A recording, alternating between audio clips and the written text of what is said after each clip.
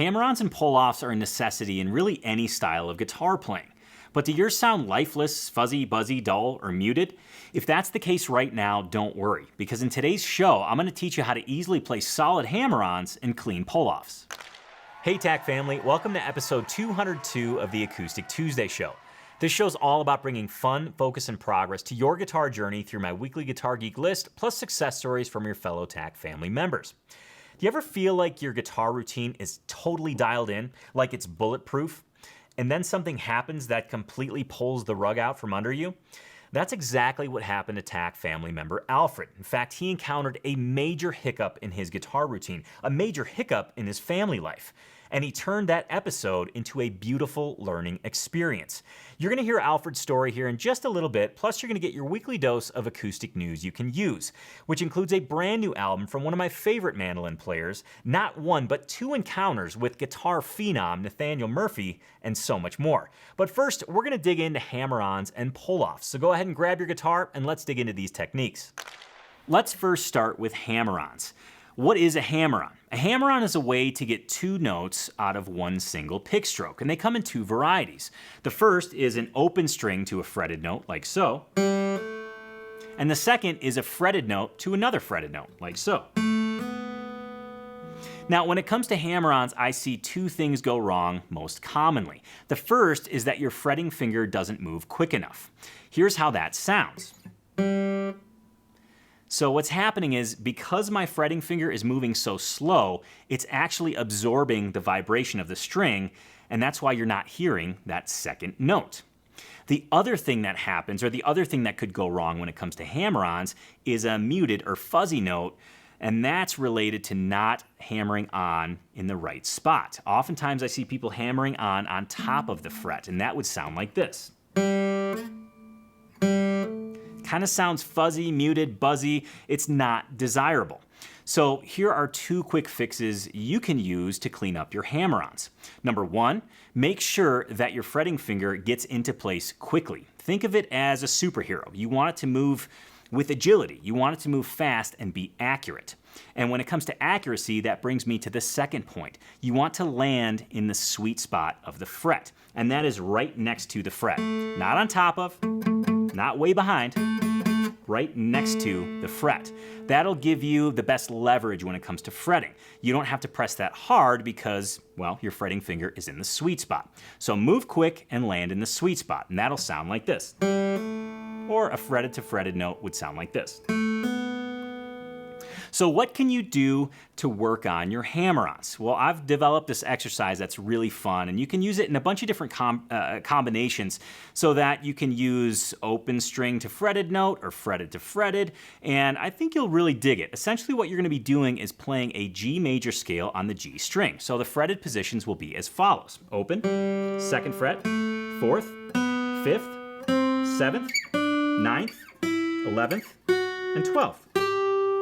Easy as that. Do, re, mi, fa, sol, la, ti, do. And for the first round, what you're going to do is go open to fretted note on each of those positions, like so.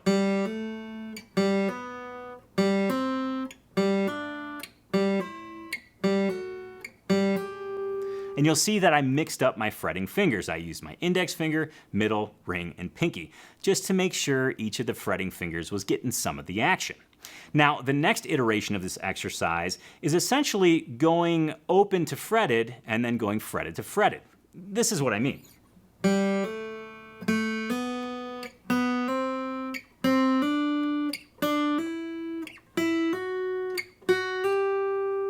So essentially, the only time you're going open to fretted is for that first position, open to the 2nd fret. Once you do that, it's fretted to fretted for the entire sequence of the scale. Moving on to pull-offs, first let's define what a pull-off is. It's another way to get two notes out of a single pick stroke. But instead of hammering onto the string, you're going to pull off of the string. Seems pretty intuitive because, well, that's the name of the technique. And again, there are two varieties of pull-offs. You can do fretted to fretted, which would sound like this, or fretted to open, which would sound like this. Now, very commonly I see a single mistake when it comes to pull-offs, and it's something that you shouldn't feel bad about if you're making it, because I didn't realize this until much later in my guitar journey. When you pull off from a string, whether it's from a fretted note to another fretted note or a fretted note to an open note, you want to give the string a little bit of a fudge, a little bit of a bend, if you will. Because if you don't, this is where the common mistake comes in, your second note is completely diminished in volume. Usually I hear pull-offs and they sound like this. See, I'm pulling off, it looks like I'm doing everything correct, but that second note is severely diminished. And like I said, this happens from fretted note to fretted note, or fretted note to open. Right? That second note that I'm pulling off to just doesn't have the same oomph as that first one does. So here's how to fix it. You want to give that note that you're starting on a little fudge, a little boost in the form of a bend. Okay? This is a subtle bend. I don't want you just wanging on the strings here. This is a subtle bend to allow the string to roll off the end of your finger to give that second note a little bit of oomph, that same level of volume. So that would sound like this. Right, just a subtle bend. You can see it in my ring finger. I'm pulling down just a little bit and letting that string roll off the end of my finger. It's almost like flicking a rubber band at your friend. And the same is true for that fretted to open string. So there you can see that it really comes into play because that second note can pop. Whereas if you just pull straight off the string, that second note doesn't really pop. Now some may say, well, you're bending it and it sounds a little bit out of tune. This bend is so quick, it's almost imperceptible when it comes to a full solo, a full break, or a full piece of music. And again, I would much rather have that first note bent just a little bit, a tiny bit out of tune, than have that pull-off note that you're going to be diminished so severely in volume that you can't even hear it. So now that you know the ins and outs of pull-offs, what's an exercise you can do? Well, we're going to take the same idea that we use for the hammer-on exercise, but we're going to do it with pull-offs. So essentially what we'll do is go fretted to open string for all of those G major scale positions. That would sound like this.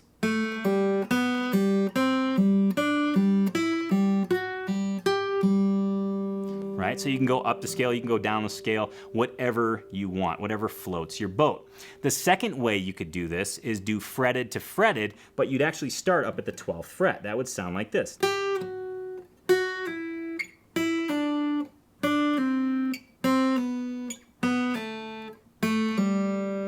Again, giving each of those notes that you're starting on just a little bit of a bend before you pull off so that second note kind of presents itself with the same volume.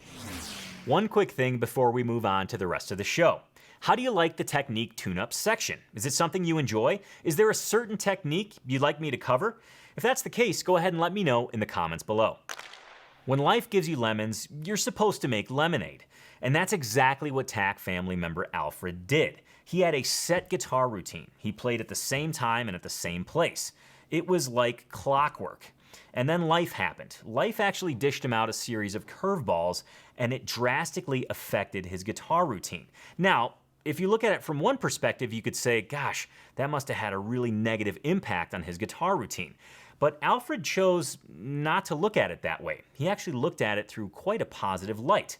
Here's Alfred's story.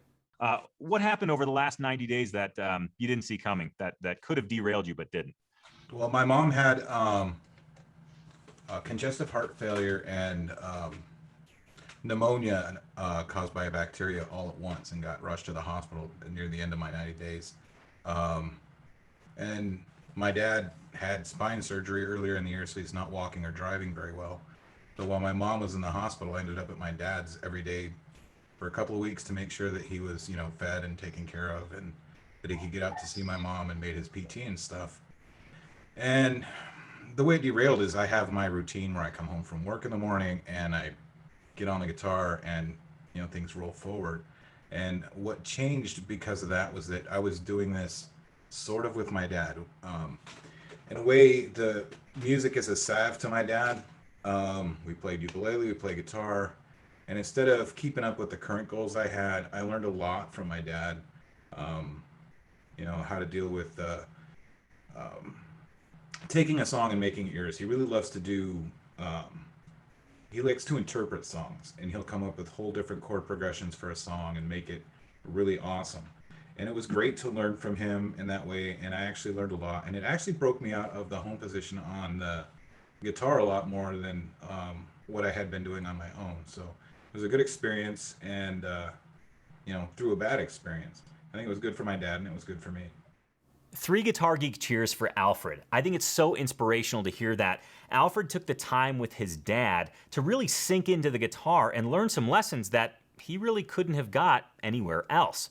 So awesome to hear, and really appreciate Alfred sharing that. In fact, he had a chance to share that during the Tony's Acoustic Challenge 90-Day Progress Party. This is where the entire TAC family gathers, and we get together, we talk about our guitar routine, our goals for the next 90 days, and what may get in our way and how we plan to overcome it. It's a wonderful gathering and something that everybody that attends finds value in, because you get perspective on your own guitar journey by hearing other stories. Now, the next Tony's Acoustic Challenge 90-Day Progress Party happens to be on October 6th at 11 a.m. Mountain Time. So be sure to tune in, show up, and be ready to share your routine, your goals, and your damage control plan, if you will. Okay, let's go ahead and move on. I've got a Guitarsenal to share with you, and this comes from a fellow Illinoisan. Yes, Dennis McWhirter Sr. from Deerfield, Illinois. Here's what he has in his Guitarsenal. Here's what he says. Top row left to right is my first guitar at age 7. Never learned to play. A Martin DC-1E, a 1945 Martin Singolo 18, which belonged to his grandfather and was purchased during World War II, a 1960 K Galaxy semi-hollow that also belonged to his grandfather and is currently being restored, a Tremontaine THV-10 DC, which is a high vibe smart guitar. On the bottom row, we have a Fender Player 3 lead, an Epiphone Les Paul Studio, an Indio Telecaster, a Traveler EC1 travel guitar, a Taylor GS Mini, which was purchased based on my recommendation, thanks for that, a Yamaha FG800, which was a gift to him from the Guitars for Vets program, and he owns one more Yamaha FG800, but it's not pictured as he's currently loaning it to his daughter. Denny goes on to say this. Tony, I was featured on Acoustic Tuesday earlier in the year, episode number 169, due to the story I wrote on my first TACiversary. I was very honored and humbled. As I mentioned in that post, I only truly began playing guitar in January 2020. However, I now teach and have collected numerous guitars, which you mentioned. I finally bought my Guitarsenal shirt and wanted to send my submission. Once again, music should be mandatory for all. I am now beginning to branch out, teaching and actually targeting those who may have experienced some sort of mental illness, and teach them guitar as a positive escape for their mind to go, instead of thinking about harming themselves or someone else. As I mentioned, the guitar literally saved me and gave me something to focus on and feel good about. Sincerely, Denny M. What an awesome Guitarsenal. Denny, thank you so much for submitting that. And for those of you who did not catch Denny's story, as he mentioned, go check it out on episode 169. It is truly inspirational. Now, before we move on with the rest of the show, I do have a quick announcement. I want to feature you on the Acoustic Tuesday show. And there are 2 different ways you can get featured. Number 1, share your Guitarsenal. All you have to do is go to tonypolicastro.com/shop. Step number 1 is get yourself a Guitarsenal shirt. Step number 2, once that Guitarsenal shirt arrives, put it on, take a picture amongst all of your guitars. And step number 3, click the link at the top of that shop page. You'll be able to submit your picture, tell us a little bit about yourself and the guitars in your guitar collection. Now you're thinking, okay, that's a cool way. I'd like to do that. But there's a second way you can get featured as well. And that is, again, go to tonypolicastro.com/shop and pick yourself up some Acoustic Tuesday merchandise or some Tony's Acoustic Challenge merchandise. Once that merchandise arrives, put it on, take a picture of yourself, and go ahead and submit it using that same link at the top. You can upload your picture, tell us a little bit about yourself, and say hi to your fellow guitar geeks. Whether you get a mug, or a hat, or a t-shirt, or a sweatshirt, I want to see it. Your fellow guitar geeks want to see it as well. And of course, the best way for your fellow guitar geeks to see it is get featured in the Acoustic Tuesday show. I've already told you how to do that. Holy smokes, announcement over. Now it's time to pop the VHS tape in and hit rewind. We're gonna head on back to Acoustic Tuesday episode 195, where I talked about getting faster while playing the guitar. There were some great comments on that particular show, and I wanna share a few of them right now. This first one comes from Moonhair Studio, a TAC family member, and he says this: Pick direction was without a doubt the biggest revelation to me in my first 90 days. I had no idea about this before joining TAC, and it has made my playing so much more fluid. I love hearing that. You know, I too have a similar story. I never knew about alternate picking before. And once I discovered it, I thought, holy smokes, this is the gateway to actually playing more cleanly, playing faster, and just ultimately feeling more comfortable with the guitar. So I'm glad Moonhair had the same exact observation. Our next comment comes from Jimmy Wills, and he says this: "Great show, Tony. So glad to see the thumbs up on Sierra Farrell.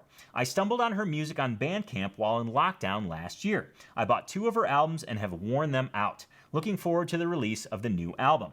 Also, on the metronome boredom subject, also during lockdown, I downloaded an app called Super Metronome. It has added a lot of metronome playing fun and has increased my playing speed tremendously. Thanks for the show." Man, Jimmy, thanks for watching. Awesome tips there. And yes, for those of you who have not checked out Sierra Farrell, please do so. Her new album, I want to say it's due out September 24th. I might have that date wrong, but for some reason, that's the date that's popping around my brain. And as Jimmy mentioned, I want to grab the name of that app, Super Metronome. I use an app called Pro Metronome. It sounds like Jimmy found an app called Super Metronome that makes playing with the metronome actually fun, which is a feat in and of itself. So if you don't have a metronome app yet, go ahead and check that one out. In fact, I think I'll check that one out as well. Our next comment comes from Jason G, and he says this. This is quite the flattering comment. "That beard and Blackhawk sweater is a glorious combination of destruction." Now, I first read that and I thought, is that a dig at the Blackhawks, or is that a celebration of the Blackhawks? I wasn't quite sure, but I chose to look at it in the positive light, and I believe that's how Jason meant it as well. Yes, indeed. For those of you who might be new to the Acoustic Tuesday show, I am an enormous Chicago Blackhawks fan, and I am truly looking forward to this upcoming season. A lot of shakeups happening in the offseason, namely getting Marc-Andre Fleury, which I'm delighted about. I said that on a previous show, and I'm still delighted. I still can't believe it's true. I can't wait to see him take the ice in a Blackhawks sweater. So incredible. I think the Chicago Blackhawks have such a rich goaltending history, which actually brings me to a little bit more of a somber little note. A couple weeks ago, Tony Esposito passed, and I thought, I should mention that on the show. You likely know me as a huge Blackhawks fan, and Tony Esposito was the hero to one of my heroes at Belfour. So I just wanted to share that to his friends, family, and fans. My condolences. Moving on to our next comment. This comes from Riz Love Daydream. When he said, "You want to throw out your metronome on the wall?" I was like, yes, you know my pain. Yes, indeed. Very early on in my guitar journey, I remember practicing with the metronome and thinking to myself, this is not sustainable. I cannot hear this click, this beep, time and time again. I found the Pro Metronome app. It made it a lot more tolerable. And I actually saw another comment on this particular show asking about a drum machine. And yes, underscore yes, 1,000 exclamation points. If you don't like a standard metronome, check out a drum machine because it's that much more musical, yet you're still playing in time. You're still teaching yourself to play in time with a beat. So what a fantastic comment. We've got a couple more here. This next one comes from Jim Ross, and he says this: "I was given this advice from Pete Huttlinger. I had a chance to chat with him at a very small venue in Woodstock, Georgia. I asked him if he had any advice on practicing. He told me to select a lick, scale pattern, chord progression, or song, and play it slow and perfect. If you make a mistake, go back to the last part you got right, go slower, and work through the part you messed up. As your accuracy improves, start playing the selected piece a little faster. Eventually, you will get, in his words, not mine, stupid fast." Thanks for the comment, Jim, and I thought that was a good follow-up to our episode. Was that last week's episode? I can't even remember. Yeah, it was last week's episode about Pete Huttlinger. I thought it was pretty apropos to include a Pete Huttlinger comment here in today's show. Our next comment comes from, I'm going to try my best to pronounce this, Davidas Prunskas. They say this: "Love this show, Tony. Thanks for making Tuesdays even better. Also, would like it if you include Joan Baez in one of your episodes." I love the serendipity of that comment because I will be talking about the greatest acoustic live albums ever to be recorded next week. I don't know if that's a hint for a Joan Baez album, but she's on my list of consideration. So yeah, it's a little sneak peek into what's going to happen next week. Our final comment comes from my friend Guy B down in Florida, Guy Bross. And since we're talking about hockey a little bit, his comment was very hockey themed, and I thought it was a great one to wrap up this little segment on. Guy says this: "Hey Tony, I found a few years ago when I practiced with the metronome, I had to slow way down, like Carey Price. That made it much easier to speed up. Now I'm almost as fast as Vassey's glove hand, the man with the Conn Smythe trophy. Just came back from the boat parade. Wow, maybe a three-peat next year. Your friend Guy B in Tampa Bay, Florida." Now, if you remember correctly, we looked at Guy's Guitarsenal. I believe that was last week also. So I wanted to include this comment here. Now, I don't want to be the bearer of bad news, Guy, but the Stanley Cup champions for this coming season will clearly be the Chicago Blackhawks. So I just wanted to leave that segment on that high note. Go Hawks, go. And just a quick thank you for everyone that leaves comments. I do appreciate hearing from you. I do appreciate you participating in the conversation. And I'm just so delighted that you're a part of this wonderful Guitar Geek community. Yes, you guessed it. It is time for acoustic news you can use. And I've got some dandies for you today. In fact, we're going to kick things off with a guitar that looks like it was from the 1920s, but it was newly built by Wandering Boy Guitars. In fact, as you look through these pictures, I'm going to go ahead and read you the post that accompanies these pictures because it really will add a little bit of insight to what you're seeing and how incredible of a feat this guitar is. Check this out. Here's a newly completed Jumbo 6 ready to ship to its new owner in Queensland, Australia. The idea behind this guitar was to make something ornate that looked like it had the hell played out of it in the teens and 20s, then hung over the fireplace mantle for 90 years, picking up soot and darkening the finish. We were trying to conjure up something that may fit into what has become known as American Gothic. The pearl inlay in the mandolin-style pickguard is inspired by the work of Hannah Cahoon, a Shaker woman who lived in Williamstown, Massachusetts from the late 18th to the mid-19th centuries.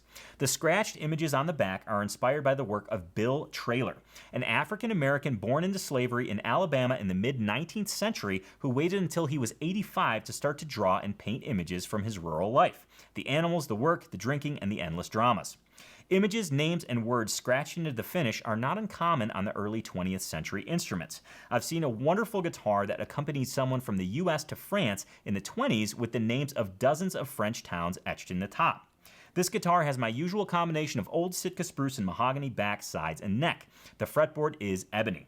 What a cool guitar. I mean, this guitar is truly stunning to look at, and upon first glance, I did think it was from the 20s. Now, so often with distressed guitars, I feel like the guitar's made, it's dinged up, made to look old, and that's the end of the story. This guitar offers so much more in terms of story. Every little detail has some historical reference, which is exactly why I wanted to share it with you. Okay, moving on to the next item on my list, and it is a brand new album from John Reischman. Yes, indeed, he's one of my favorite mandolin players of all time. He's like the king of melodic tunes. And this album is a delight to listen to. It's entitled John Reischman, New Time and Old Acoustic. And holy smokes, does it have a cast of characters included. Check out this list of names. I'm just going to pull it up real quick here. Here's who's included on the album other than John Reischman. Quinn Bacand, Alison DeGroot, Chris Eldridge, Trent Freeman, The Fretless, Trish Gagnon, I hope I said that right, Trisha Gagnon, Sharon Gilchrist, Alex Hargreaves, Nick Hornbuckle, Chris Jones, Patrick Metzger, Jim Nunnally, Todd Phillips, Jason Romero, Ferris Romero, Patrick Sauber, Max Schwartz, Greg Spatz, Molly Tuttle, Sullivan Tuttle, and Mike Witcher. Whoa. I have to tell you, this whole last weekend, I had this album on repeat. It's delightful. It's plain and simply delightful. The instrumentation is gorgeous. The tones captured are brilliant. And it's one of those albums that you can't help but smile as you're listening to it because it is that beautiful. And because I want to share a little bit of it with you, let's listen to one of my favorite songs off the album entitled Salt Spring.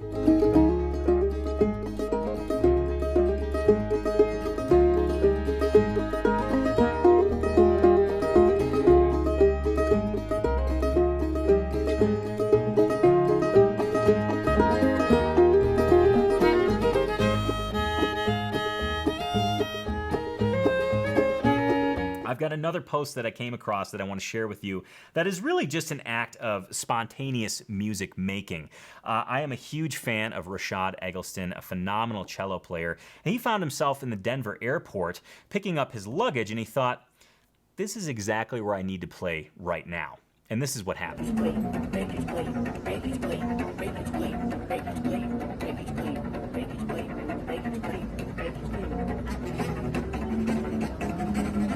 I got two more pieces of news. Now, these both involve guitarist Nathaniel Murphy.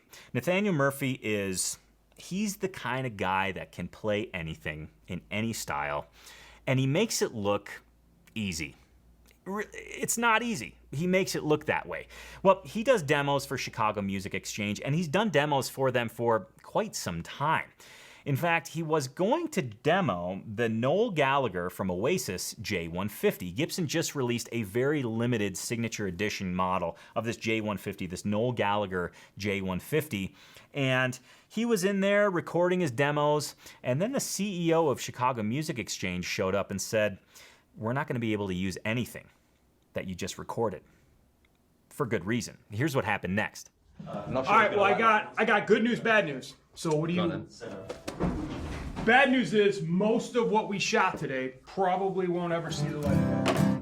Well, that's good, isn't it? I just spent hours doing that. Good news is it's because you own that guitar. Is this a wind-up? No. And I even left it silent there for a second so you could digest it. We pulled some strings. That one belongs to you. It never once belonged This to a is mine. customer. That's yours. I've got to give you a hug, man. Thank you. Oh, no. I'll try and hold it together, eh? Jesus. Thank you. No. I'm shocked. It was a total no-brainer. As soon as I No. knew that I could even get a hold of one, I mean, I know how big of a fan you are. Obviously, we all know how much you do here and showing up every day and throwing a t-shirt on and practicing obsessively. I loved every minute of this weekend just goating you, not letting you know anything about it. Like, Sake. I don't know what to say. You don't have to say anything. It's Jesus yours, man. Christ. I don't deserve this. This ain't cheap, man. I know it's not cheap, but that's the thing. It's not a decision for you to make if you deserve it or not. Like people listen to what you do. People watch what you do. I mean, kids pick up instruments because of stuff that they see you do. So fine. If I can keep you happier about it for longer. A well-deserved guitar gift for an extreme guitar geek. In fact, if you want to see Nathaniel playing the guitar just a little bit more, it sounds so good in his hands, by the way, make sure to check him out on Instagram. He's posted quite a few videos.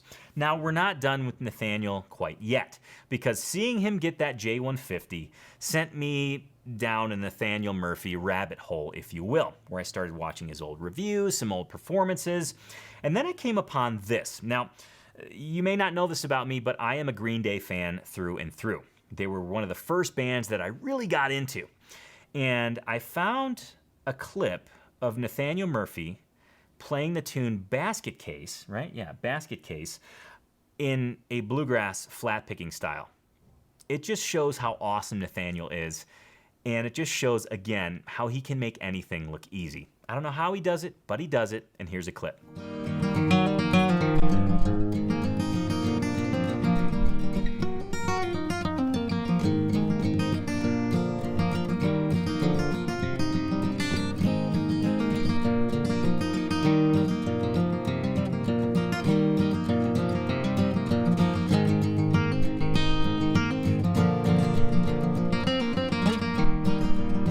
And on those fine flat pick notes, I think it's a great time to wrap up the Acoustic Tuesday show for this week. But before I let you go, let's take a sneak peek into next week. Next week, as I mentioned before, we'll be talking about the best live acoustic albums ever to be recorded.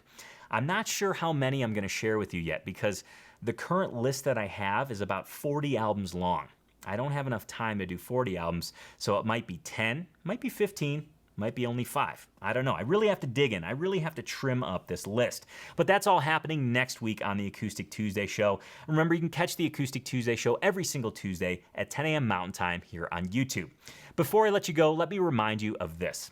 Your guitar success, however you define it, is directly related to your guitar routine. So please invest the time in developing your guitar routine and make sure to have fun every single day that you play. Thank you so much for joining me today. Thank you for sharing your time with me, and thank you for being a guitar geek. I'll see you next Tuesday on the Acoustic Tuesday show. Cheers, and Guitar Geeks Unite.